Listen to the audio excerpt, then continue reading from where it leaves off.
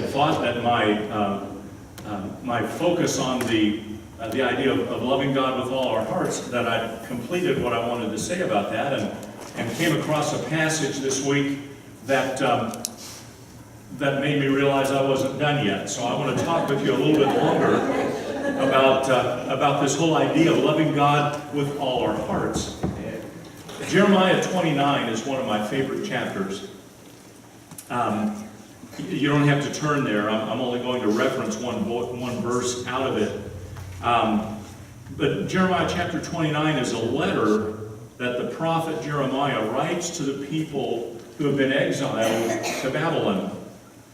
And they were exiled because God had felt it necessary to move them out of their homeland because of their unfaithfulness to Him.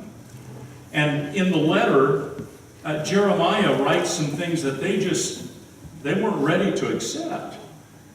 He told them, now mind you, they're exiles living in a foreign country. If you were an exile living in a foreign country and you were there under forced measures, what would your first thought be for each day?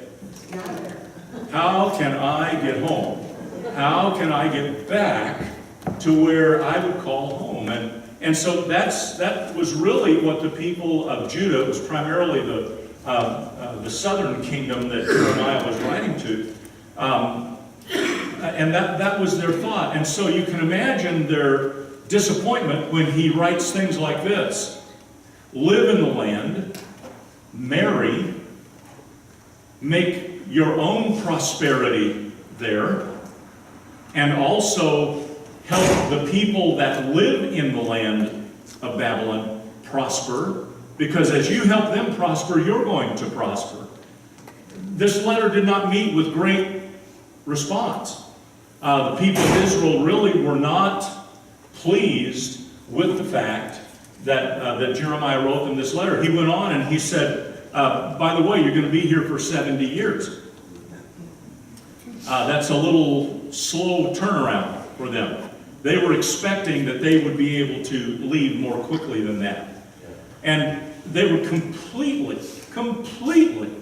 unprepared for the letter that Jeremiah wrote them. They wanted out.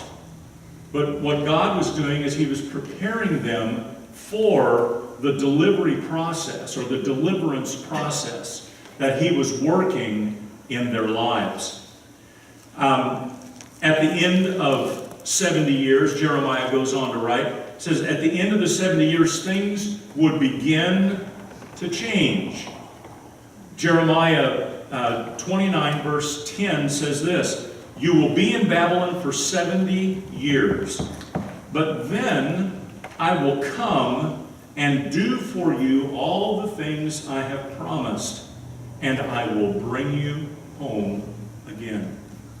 Now, maybe Jeremiah thought he was giving them some hope, but in their mind, they wanted to be out of there much more quickly than 70 years. But what he begins to tell them is that God is working in their lives, and that God is performing what He said He would do, but it was going to be on a different timetable than they expected. They were going to be exiled for a while, but that was going to change. And it would change because God really wanted to bless Israel. Here's the verse that probably most of you know out of Jeremiah 29. For I know the plans I have for you, says the Lord.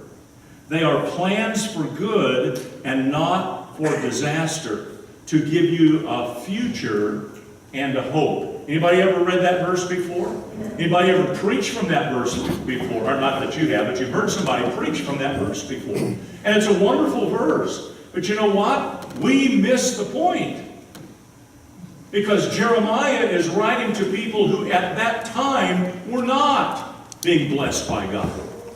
They were people who had intentionally walked away from the things that God had told them that He wanted them to do. And so his letter to them was intended to be helpful, was intended to be a blessing to them, but it was also intending to show them what God's plan was for their lives. I think it's such a wonderful thing, just to pause here for a second, I think it's a wonderful thing that when these folks are living in a place where they are because of their own disobedience to God, God says, I still have plans for a future for you. And if you're here this morning and you feel like you have really messed up your world, somehow messed up your life because of decisions that you've made, things that you have done, I want you to understand something. God has a plan for you still. God has a purpose and a future and something that is out in front of you that He wants to bring to pass in your life. He has not given up on you. And so you can't give up on yourself. Or you can't give up on someone that you are perhaps being tempted to give up on. God describes some of the ways that the environment is going to begin to change with Israel.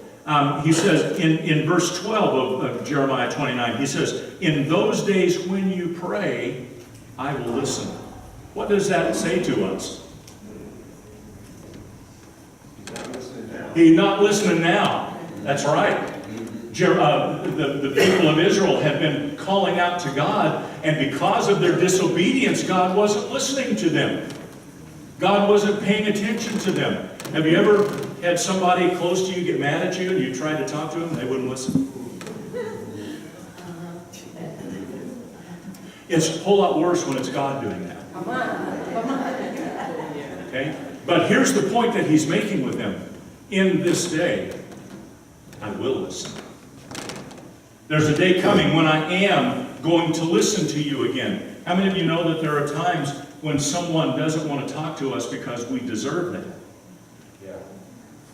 We deserve for them to not listen to us because we have done some not very bright things. Okay? When you hurt someone, it's necessary to go to them and repair that relationship. And that is what God was doing with the people of Israel. There was a repair of relationship that was going on.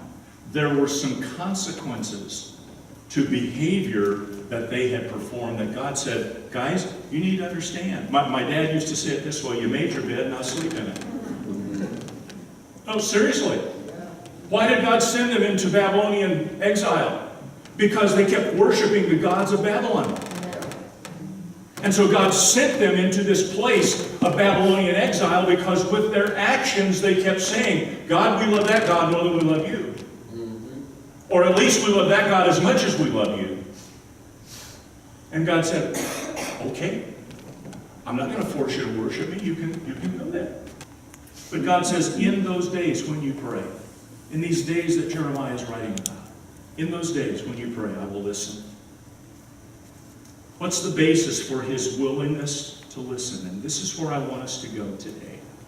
This is the text that I want to share with you. What made Him willing to listen? Verse 13. If you look for me wholeheartedly, you will find me. Or we might say, if you look for me, and other translations say this, if you look for me with all your heart, you'll find me. Right. Matter of fact, in one translation, I love the way it reads. It's almost like God saying, if you will look for me with all your heart, I will jump around in front of you and get in your way so that you will be sure to see me. That's right. Because He wants us to see Him. Okay? He wants us to know Him. He wants us to have fellowship with Him. But it's back to this issue of when you seek me wholeheartedly, or when you seek me with all your heart, or when you, I think this translation says, if you look for me wholeheartedly, you will find me. There's a principle that's outlined here for us that makes it a fitting conclusion to this series on with all our heart. And interestingly enough, there is a parallel I want to read to you. If you want to turn there with me, you can. Deuteronomy chapter 4, verse 26. Because this exact same verse is mentioned in Deuteronomy 4. Only it's Moses doing the talking this time. Deuteronomy chapter 4, verse 26. Listen to what Moses says. Today I call on heaven and earth as witnesses against you. If you break If you break my covenant, you will quickly disappear from the land you are crossing the Jordan to occupy. You will live there only a short time, and then you will be utterly destroyed.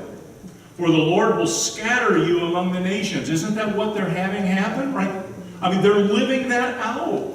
The very things that Moses is talking about here are the very things that Jeremiah and the people he's writing to are living out. Moses has prophesied. Now Jeremiah is saying, this is what's happened. This is what has taken place. Verse 28, there, in a foreign land, you will worship idols made from wood and stone, gods that neither see, nor hear, nor eat, nor smell. But from there, you will search again for the Lord your God. And here it is. And if you search for him with all your heart and soul, you will find him. My point with you today is not the consequences. My point with you today is the principle. And the principle is this. When we search for God with all our hearts, we find him. When we search for him with all our hearts, with the passion that is a consuming passion for us, we will find God in that place. If we search for God with all our hearts, God is, can you see this with me? God is making a categorical promise. Amen. Amen. He is saying to you and I that if we want to find God, there's a real simple way. Look for him with all your heart. Amen. Hallelujah. Amen. Look for him with all your heart. God is not hard to find. Right. He wants us to find him. He is, my goodness, as big as God is, he ought to be pretty easy to find. Come on. Amen. I have to tell you something cute. We had a first time, little one came for the first time last Sunday morning. She walks in, she and her sister and her brother. She walks in, kind of looks around a little bit and then turns to me and says, "Where's God?" I thought that was great. I thought that was great. The simplicity. But see, isn't that the deal? Amen. Yeah. Isn't that the deal? She came expecting to see God last Sunday. My answer to her was, he'll show up. And he does. He does. God is not hard to find. He just wants us to seek him with all our hearts. There are no conditions to this statement. Searching for God leads to finding him. But here's the problem for most of us, is that we keep our focus single and not divided. Because often our focus gets on too many other things. Because you see, he says, when you search for me with all your heart, when you search for me wholeheartedly, you will find me. Jesus talks about this idea of having single focus in Matthew chapter 6, verses 22 and 23. I think it'll be on the screen behind you. Your eye is a lamp that provides light for your body. When your eye is good, your whole body is filled with light. But when your eye is bad, your whole body is filled with darkness. And if the light you think you have is actually darkness, how deep is that darkness? Jesus, when he talks about our eyes being good and bad here, he's not talking about a moral concept. He's not talking about good versus evil. He's talking about if your eye works, if your eye functions like it should function, then it will process light. Light will be transmitted to your brain. Your brain will convey the capacity of sight to you, and you will then be able to see how to walk. It's not about your eye, about looking at good or bad things. It's about having an eye that works with clarity, as opposed to an eye that doesn't function as it should. Have you ever heard somebody say, "Let me look at that with my good eye"? Or somebody will shoot a gun and they'll talk about one of their eyes working better for them to sight down the shaft of a barrel, because that eye works in a better way for that particular purpose. What happens to us? This is a question. What happens to us when our eyes don't, just in a physical sense, when our eyes don't work like they should? What are some of the things that can happen when our eyes don't work physically like they should? Blurred vision. We stumble because we can't see. Yes. Blurred vision, or another version of that would be double vision. It isn't just that things get fuzzy. You know, I was 10 when I was fitted for my first set of glasses. And my mom almost fell off the chair when the doctor did the eye exam, because all I could read on the eye chart was the big E at the top of the chart. Everything else was fuzzy. Nothing was clear. I always loved it when I got new glasses, because all of a sudden it seemed like I could see every leaf on a tree.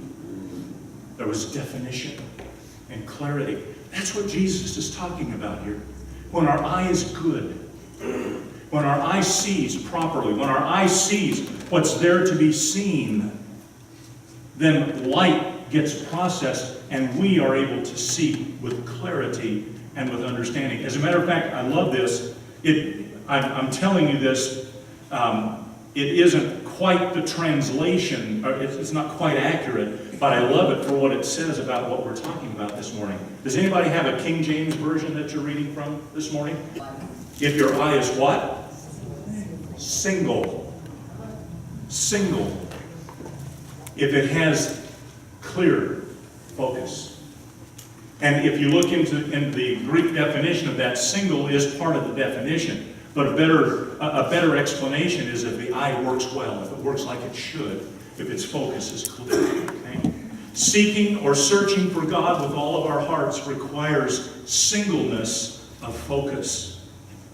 The converse of good in this kind of setting is not evil, but bad. Or not bad, but malfunctioning. And the malfunctioning is the inability for us to focus. In addressing the issue of singleness of vision, Jesus says that if our eye isn't clear, he said, even if you go so far as to say it's your good eye, he said, if it is keeping you from seeing clearly from a spiritual perspective, he said you need to consider the removal of that. Now, I want to be clear here. I'm not suggesting that to grow spiritually you go home and pull an eye out. Okay, that's not Jesus' point. The point for us is this, that it is absolutely essential for us to see with clarity if we are going to be able to search for God with all our hearts. And anything that keeps you and I from seeing with clarity needs to be set aside so that we can see God's purpose in our lives and see it with clarity and understanding. Loving with all our hearts requires measures that to others might seem extreme. Because you see, the problem with the eye isn't the eye, is it? It's with the looker. Right? See, my eye will only do what I tell it to do. My eye will only look at the things that I tell it to view. And so if I'm looking at things that create blurred vision in my life, Who's the problem? It's not my eye. It's not my eye. It's me. And what Jesus is saying is we need to clarify or bring clarity to our vision.